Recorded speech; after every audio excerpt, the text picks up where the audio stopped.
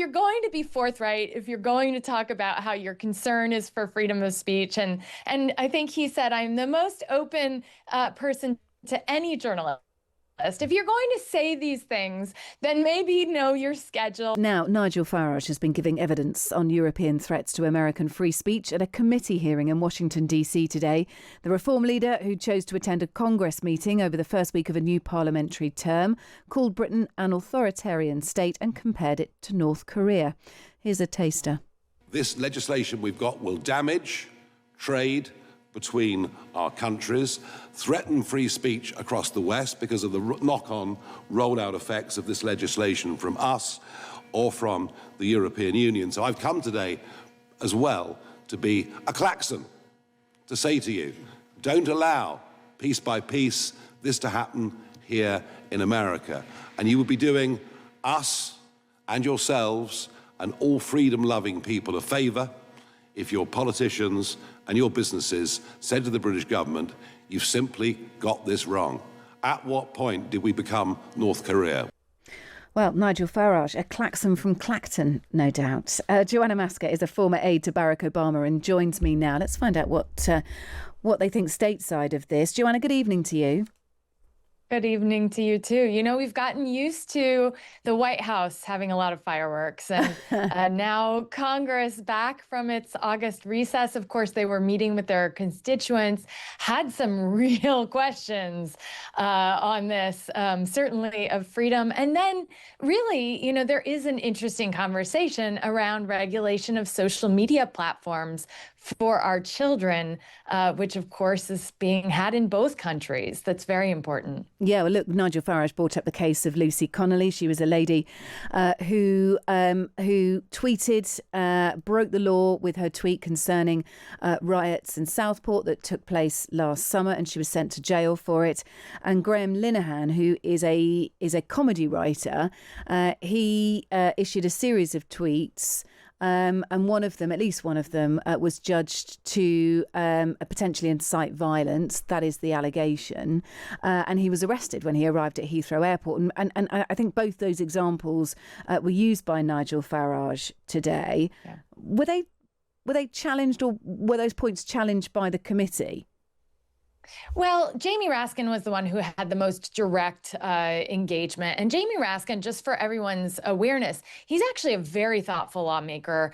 He has himself, he had cancer, went through cancer, and was someone who faced death by suicide from a family member. He has been one who has tried to bridge differences. And today, he really brought, though, a very forceful backlash on Farage, and really accused him of silencing voices, silencing journalists. He accused him of silencing pro-Palestinian protesters. He, took issue, and a lot of lawmakers, especially Democrats in the committee hearing, took issue with conservatives here in the U.S. and in Britain, saying that they believe in free speech, but only when it's convenient. And I think you could accuse both sides, and that's what Republicans basically came back. I hate to say Americans, we made it all about us, but we eventually it did get to, what the White House is doing and, the similarities in visa restrictions for people based on what they've said. There are some real questions here. I'm not sure that they solved any of them. And then at some point, Farage just decided to get up and walk out. And then Raskin he had to go, tried to send didn't a search he? committee. Yeah. Well, he went to do an interview. And so then Raskin saw that he was doing an interview. Right. And he was like, can we get him back? Because a lot of us haven't questioned him yet. So it was very interesting here in the U.S. if you were following along the whole thing. When time was running out, because he basically said, look, I'm going to have to go. That he needed to leave. He was asked directly if he was meeting with Donald Trump. Farage said he couldn't remember his schedule. You can't remember if you're meeting with the president, asked one of them, a Democrat from Florida. I'm not telling you what I'm doing this afternoon, Farage says. He's leaving to have lunch with the president, this Democrat said. So he was only going to do an interview, was he? And then he came back. Yes. And it was on GB News. So of course, you know, Raskin comes back and is like, I want to enter this into the record. So it was, you know, if you're going to be forthright, if you're going to talk about how your concern is for freedom of speech, and I think he said, I'm the most open person to any journalist.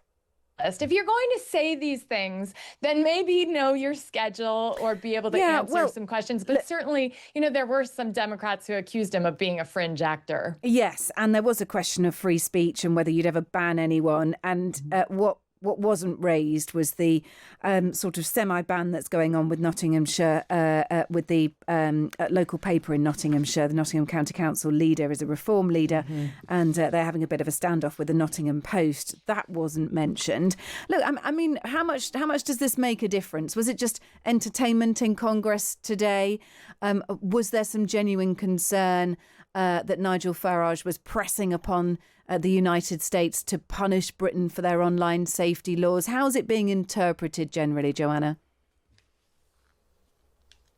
Well, this is my frustration, is you have these big engagements and you actually have some very interesting conversation on what is freedom, what is infringement of someone else's rights. And then nothing actually changes.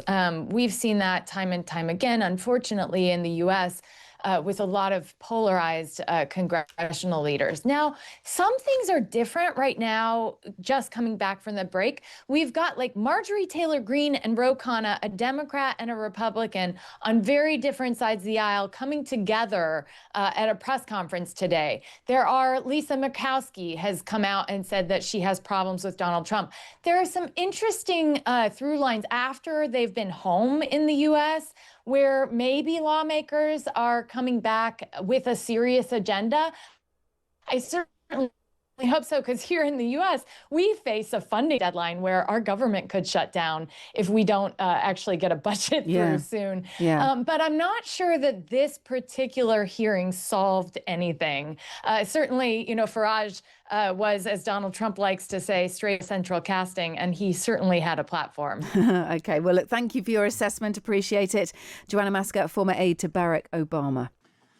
Do you swear or affirm under penalty of perjury that the testimony you're about to give is true and correct to the best of your knowledge, information, and belief, so help you God?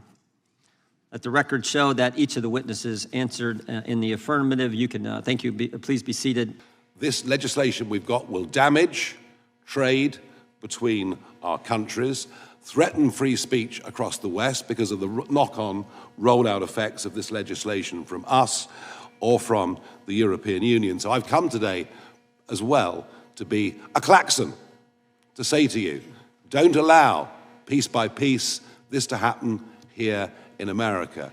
And you would be doing us and yourselves and all freedom-loving people a favor if your politicians and your businesses said to the British government, you've simply got this wrong. At what point did we become North Korea? Well, I think the Irish comedy writer found that out 2 days ago at Heathrow Airport. This is a genuinely worrying, concerning, and shocking situation. Mr. Farage, welcome to the United States of America. This isn't your first time here, correct?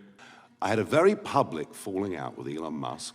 But you're still trying to get some money from him, though. Over a political issue. It's not about the prior disputes. I'm sorry, you're trying to ingratiate yourself with the tech bros by coming over here and trying to. Can I get a cup of coffee or something? And you're arguing. We'll be here a long time. What you're arguing is that the citizens of Great Britain should pay a tariff if these tech companies are not allowed to violate the laws of Great Britain. No, I'm not. That was a falsehood put out by the British Prime Minister today. You didn't say in your Prime Minister's statement. Questions. I have never. In your statement. I have never suggested any of the kind. You don't call My statement for is very tariffs clear. as tools to My force statement is Great very Britain. clear. Thank you, Chairman Jordan. Well, one of the things we found out on our trip through Europe was that the U.S. innovates.